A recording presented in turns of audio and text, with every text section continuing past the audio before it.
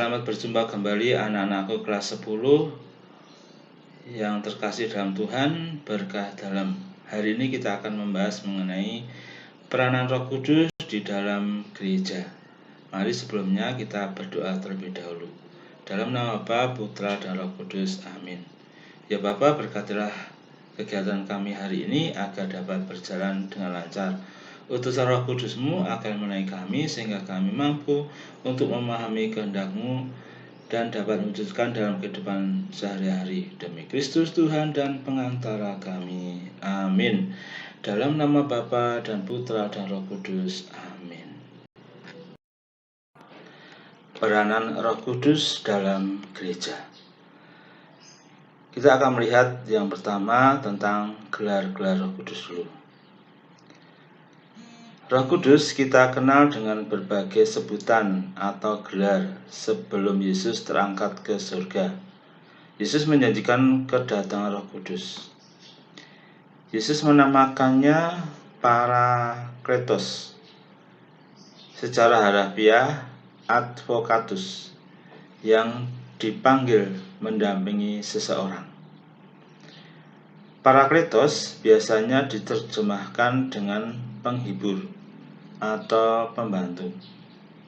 Tetapi tidak boleh dilupakan bahwa Yesus adalah pembantu yang pertama. Tuhan sendiri menamakan Roh Kudus dengan Roh Kebenaran.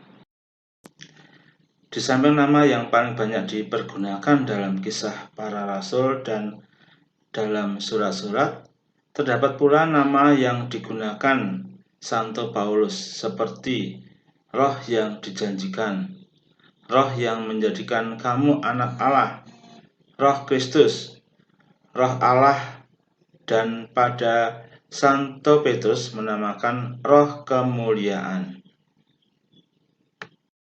Kita akan melihat lambang-lambang Roh Kudus. Yang pertama, air. Dalam upacara pembaptisan, air adalah lambang tindakan Roh Kudus. Karena sesudah menyerukan Roh Kudus, air menjadi tanda sakramental yang berdaya guna bagi kelahiran kembali. Yang kedua, urapan. Dalam inisiasi Kristen, urapan adalah tanda sakramental dalam sakramen penguatan, yang karenanya dinamakan Krismasion dalam gereja-gereja timur. Yang ketiga, api. Sementara air melambangkan kelahiran dan kesuburan kehidupan yang dianugerahkan dalam Roh Kudus, api melambangkan daya transformasi perbuatan Roh Kudus. Yang keempat, awan dan sinar. Kedua lambang ini selalu berkaitan satu sama lain kalau Roh Kudus menampakkan diri. Yang kelima, meterai. Ada sebuah lambang yang erat berkaitan dengan pengurapan. Kristus telah disahkan oleh Bapa dengan meterainya, dan di dalam Dia Bapa juga memeteraikan tanda miliknya atas kita. Yang keenam, tangan. Yesus menyembuhkan orang sakit dan memberkati anak-anak kecil dengan meletakkan tangan di atas mereka. 7. Jari. Dengan jari Allah, Yesus mengusir setan, sementara perintah Allah ditulis dengan jari Allah, alas loh batu. Yang ke-8, merpati. Pada akhir air bah, yang adalah lambang pembaptisan, merpati yang diterbangkan oleh Nuh dari dalam bahtera kembali dengan sehelai daun zaitun segar di paruhnya sebagai tanda bahwa bumi sudah dapat diambil lagi. Anak-anak yang terkasih, mari kita mendengar penjelasan mengenai peran Roh Kudus dalam hidup manusia. Rasul Yohanes menulis, karena dari kepenuhannya kita semua telah menerima kasih karunia demi kasih karunia. Yohanes 1 ayat 16. Kasih karunia mengalir dari kepenuhan Allah yang telah menjelma menjadi manusia, menderita, wafat di kayu salib, bangkit, dan kemudian naik ke surga. Penderitaan dan kematian Kristus di kayu salib menyebabkan rahmat Allah mengalir secara berlimpah kepada umat manusia. Peran dari Roh Kudus adalah membagikan rahmat yang berlimpah ini kepada umat manusia dalam bentuk 1. Rahmat pembantu, 2. Rahmat yang menetap, 3. 7 karunia Roh Kudus, 4. Karunia karismatik, membangun jemaat. Roh Kudus memelihara dan membimbing gereja Katolik. Mari kita mendengarkan penjelasan mengenai rahmat dari Roh Kudus itu. Yang pertama, rahmat pembantu. Roh Kudus membimbing kita dengan menerangi akal budi dan menguatkan keinginan. Sebelum Pentakosta, para rasul dicekam ketakutan dan bahkan dikatakan bodoh dan lamban hati. Santo Agustinus mengatakan bahwa rahmat yang membantu adalah terang yang menerangi dan menggerakkan pendosa.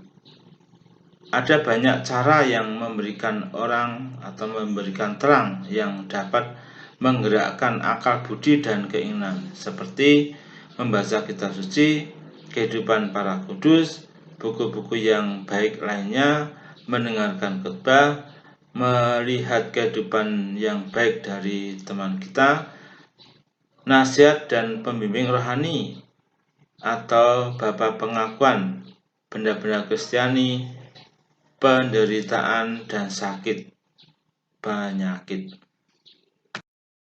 Yang B, Roh Kudus tidak memaksa kita namun menghormati keinginan bebas kita. Santo Agustinus menulis, di dalam diri manusia ada kehendak bebas dan rahmat Allah, di mana tanpa bantuan rahmat Allah maka kehendak bebas tidak dapat berbalik kepada Tuhan maupun bertumbuh di dalam Tuhan. Namun kerja dari rahmat Allah juga tidak sampai melanggar keinginan bebas kita, karena Tuhan sungguh-sungguh menghormati keinginan bebas manusia. Dengan demikian, manusia mempunyai kebebasan untuk bekerja sama menolak rahmat Allah. C. Doa, puasa, sedekah, sakramen membantu kita untuk menerima rahmat. Kasih karunia diberikan Tuhan secara cuma-cuma, dan Kristus memang menyelamatkan kita bukan karena perbuatan baik yang kita lakukan, melainkan karena rahmat Allah, permandian, pembaharuan oleh Roh Kudus atau hidup kudus. Timotius 3 ayat 5. Yang kedua, rahmat pengudusan. Katekismus Gereja Katolik mendefinisikan rahmat pengudusan sebagai berikut. Rahmat pengudusan adalah satu anugerah tetap, satu kecondongan adikodrati yang tetap, yang menyempurnakan jiwa supaya memungkinkannya hidup bersama dengan Allah dan bertindak karena kasih-Nya. Orang membeda-bedakan apa yang dinamakan rahmat habitual, artinya satu kecondongan yang tetap, supaya hidup dan bertindak menurut panggilan ilahi. Dari apa yang dinamakan rahmat membantu, yakni campur tangan ilahi pada awal pertobatan atau dalam proses karya pengudusan. Allah juga bertindak melalui aneka rahmat yang membantu, yang dibedakan dari rahmat habitual. Kita dapat memahami beberapa pengertian berikut. Kerjasama dengan rahmat pembantu memberikan rahmat pengudusan. Nabi Zakaria menulis, "Kembalilah kepadaku, maka aku pun akan kembali kepadamu." Zakaria 1 ayat 3. Jika seorang pendosa bekerja sama dengan rahmat pembantu, maka dia akan menerima rahmat pengudusan, di mana Roh Kudus sendiri diam di dalam diri orang itu. Rasul Paulus menyebutkan tubuh kita sebagai bait Roh Kudus. 1 Korintus 6 ayat 19. B. Cara untuk menerima rahmat pengudusan. Cara biasa yang diberikan Tuhan kepada kita adalah lewat sakramen baptis dan sakramen tobat. Katekismus Gereja Katolik menuliskan, Tritunggal Maha Kudus menganugerahkan kepada yang dibaptis rahmat pengudusan, rahmat pembenaran yang menyanggupkan dia oleh kebajikan-kebajikan ilahi, supaya mereka kepada Allah berharap kepadanya dan mencintainya, menyanggupi dia oleh anugerah-anugerah Roh Kudus supaya hidup dan bekerja di bawah dorongan Roh Kudus, menganugerahkan kita oleh kebajikan-kebajikan susila supaya bertumbuh dalam kebaikan. Dengan demikian berakarlah seluruh organisme kehidupan manusia adikodrati seorang Kristen di dalam pembaptisan kudus. C. Bila Roh Kudus tinggal dalam diri kita, maka ia akan membawa kehidupan rohani yang baru. Bila kita menerima Roh Kudus, maka kita akan memperoleh hidup ilahi yang memampukan kita mengenal, mengasihi, menikmati Tuhan. Ini adalah hidup yang adikodrati. Selanjutnya kita akan mengalami 1. Roh Kudus memurnikan kita dari dosa berat. 2. Roh Kudus mempersatukan kita dengan Tuhan dan menjadikan kita bait Allah. 3. Roh Kudus menerangi pikiran dan mendorong berbuat baik. Roh Kudus memberikan damai yang sejati. Roh Kudus adalah guru dan pembimbing kita. Roh Kudus mendorong kita melakukan perbaikan atau perbuatan baik untuk memperoleh kerajaan surga. Roh Kudus juga membuat kita anak-anak Allah dan ahli waris kerajaan surga. D. Rahmat pengudusan dipertahankan dan ditambahkan dengan melakukan perbuatan baik dan dengan sarana rahmat yang ditawarkan gereja. Namun rahmat tersebut dapat hilang oleh dosa-dosa berat. Dengan perbuatan baik, rahmat pengudusan yang telah kita terima diteguhkan dan ditambahkan di dalam hidup kita. Barang siapa yang benar, biarlah ia terus berbuat kebenaran. Barang siapa yang kudus, biarlah ia terus menguduskan dirinya. Wahyu 22 ayat 11. Sementara itu, dosa menghalangi Roh Kudus untuk dapat berkarya di dalam hidup kita. Satu dosa berat saja dapat merampas rahmat pengudusan kita. Orang yang kehilangan rahmat pengudusan dapat memperolehnya kembali melalui sakramen pengakuan dosa, namun harus dengan usaha yang sungguh-sungguh. Matius 12 ayat 45. Orang yang tidak mempunyai rahmat pengudusan mati secara rohani dan akan menderita kebinasaan kekal. Orang yang tak mempunyai Roh Kudus duduk di dalam kegelapan dan di bawah bayangan maut. Lukas 1 ayat 79. Ia yang tidak mengenakan pakaian pesta dan akan dicampakkan ke dalam kegelapan. Matius 22 ayat 12. Jika seseorang tidak mempunyai Roh Kristus, ia bukan milik Kristus. Roma 8 ayat 9. Anak-anak yang terkasih, kita akan melihat 7 karunia Roh Kudus. 1. Karunia takut akan Tuhan. 2. Karunia keperkasaan. 3. Karunia kesalehan. 4. Karunia nasihat.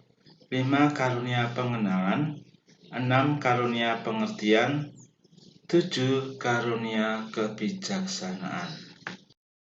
Yang keempat, karunia karismatik untuk membangun jemaat. 7 karunia tersebut di atas pada dasarnya merupakan karunia yang diberikan secara khusus pada masing-masing pribadi dan ditujukan untuk menguduskan diri orang yang menerimanya. Di dalam gereja juga terdapat karunia-karunia karisma Roh Kudus yang bertujuan untuk menguduskan gereja atau jemaat. Karunia-karunia karisma tersebut ialah karunia berkata-kata dengan hikmat, karunia berkata-kata dengan pengetahuan dan iman, karunia untuk menyembuhkan, karunia untuk mengadakan mujizat, karunia untuk bernubuat, karunia membeda-bedakan roh, karunia berkata-kata dengan bahasa roh, dan karunia menafsirkan bahasa roh. Roh Kudus memelihara dan membimbing gereja Katolik. Pada saat Yesus masih hidup, memang sudah terbentuk kelompok pengikut Yesus yang lama-kelamaan mempunyai ciri khas yang dengan kelompok orang-orang agama Yahudi pada umumnya. Tetapi dalam arti tertentu, gereja baru mendapat bentuknya mulai dengan peristiwa Pentakosta, Kisah 2 ayat 1 sampai 13. Pada saat Kristus mendirikan gereja di atas Petrus, ia mengetahui bahwa dibutuhkan Roh Kudus untuk menjadi jiwa gereja, supaya Allah maut tidak akan menguasai gereja. Dan penolong ini akan terus menyertai gereja dan melindungi gereja sampai selama-lamanya. Yohanes 14 ayat 16. Roh Kudus sendiri yang melindungi Rasul Petrus dan penerusnya, yaitu para paus, ketika memberikan pengajaran iman dan moral secara resmi dan berlaku untuk seluruh umat beriman di dunia.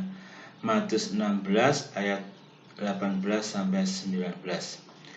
Kuasa ini juga diberikan kepada para rasul yang lain, yang diteruskan oleh para uskup dalam kesatuan dengan paus. Sebagai bukti perlindungan Roh Kudus terhadap gereja, maka dalam masa-masa sulit, Roh Kudus membangkitkan santo santa sepanjang sejarah gereja, seperti saat munculnya bidah-bidah Arianisme, tampillah Santo Athanasius tahun 373. Pada Paus Santo Gregorius VII tampil untuk membenahi gereja tahun 1085. Untuk melawan bid'ah Albigensis, Roh Kudus membangkitkan Santo Dominik tahun 1221. Ketika terjadi bahaya perpecahan, tampillah Santa Katarina dari Siena tahun 1380 dan lain sebagainya. Demikianlah penjelasan peranan Roh Kudus dalam gereja. Terima kasih, berkah dalam, salam sehat. Selalu menggunakan protokol kesehatan dengan 5M. Memakai masker, mencuci tangan dengan sabun, menjaga jarak, menghindari kerumunan, dan mengurangi mobilitas keluar.